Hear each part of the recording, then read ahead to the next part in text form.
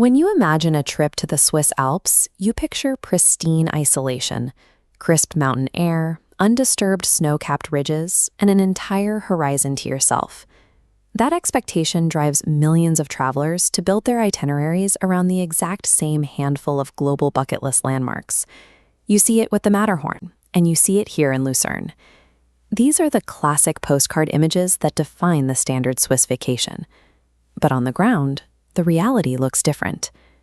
Because everyone targets these specific spots, you pay top-tier prices for the privilege of standing in massive queues and navigating shoulder-to-shoulder crowds.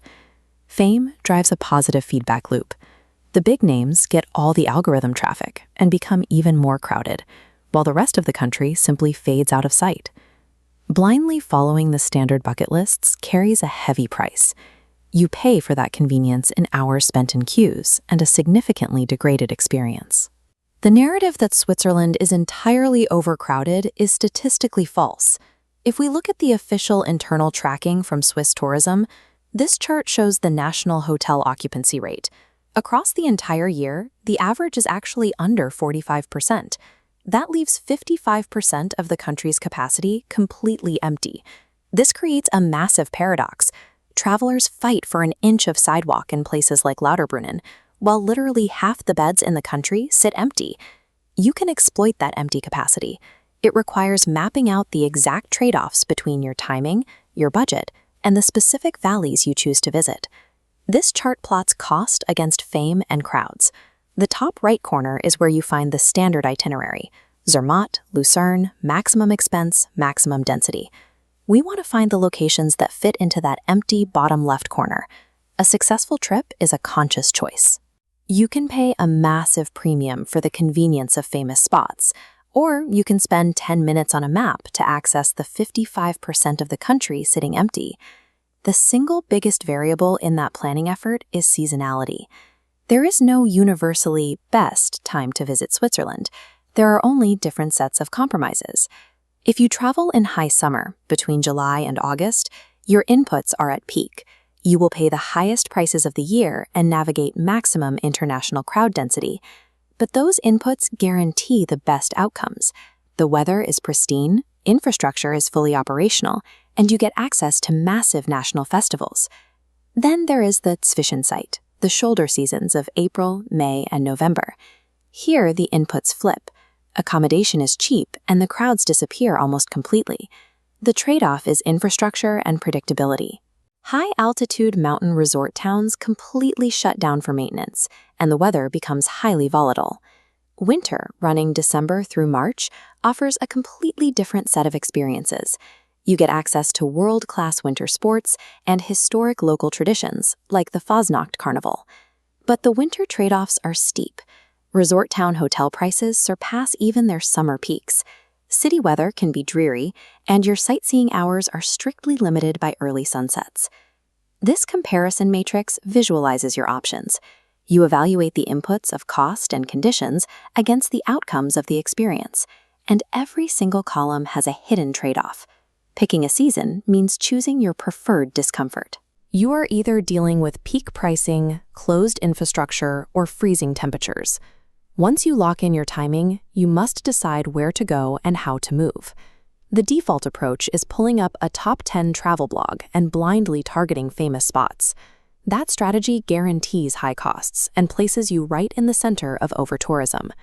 The alternative is leveraging the SBB public transit network. Instead of taking the main train line directly to Interlaken, you can use the exact same rail pass to access obscure side valleys. That slight shift in routing yields massive results. You find vast, empty valleys defined by authentic local agriculture, completely free of the tourist trap aesthetic. If you step away from the standard alpine circuit entirely, you can explore places like the Jura Mountains, which offer deep woods and incredible value. For urban centers, cities like Biel have beautifully preserved old towns that haven't been taken over by the massive retail chains dominating Lucerne. This quadrant chart plots effort against impact. Waiting in line for a crowded gondola is high effort, low impact. Renting an e-bike in an empty valley sits firmly in the low effort, high impact zone. This aligns with Swisstainable, Switzerland's official initiative encouraging visitors to travel slower, stay in one place longer, and immerse themselves deeply into the local culture.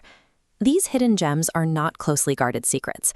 They are simply beautiful locations that require map research to find, rather than blindly following an influencer's location tag. To synthesize all of this, we can use a decision engine flowchart to match your timing, budget, and location preferences to a specific travel profile. Ask yourself, what is your primary priority? First is the bucket lister. You're short on time and demand iconic sites. Your strategy is traveling in June or September to edge out peak summer crowds, accepting the high financial cost of premium locations. Next is the value optimizer. You are budget conscious and prioritize solitude over fame. Your play is traveling during the shoulder season, avoiding big alpine resorts entirely for regions like the Jura Mountains or Canton Graubünden. Finally, there is the sustainable slow traveler. You prioritize eco-conscious, deep immersion over ticking boxes. Your parameters involve buying a regional rail pass, establishing a single base, and exploring exclusively by e-bike or on foot. A flawless Swiss itinerary only happens when you honestly admit which of these three profiles matches your actual budget and your true tolerance for crowds. The trade-off here is simple.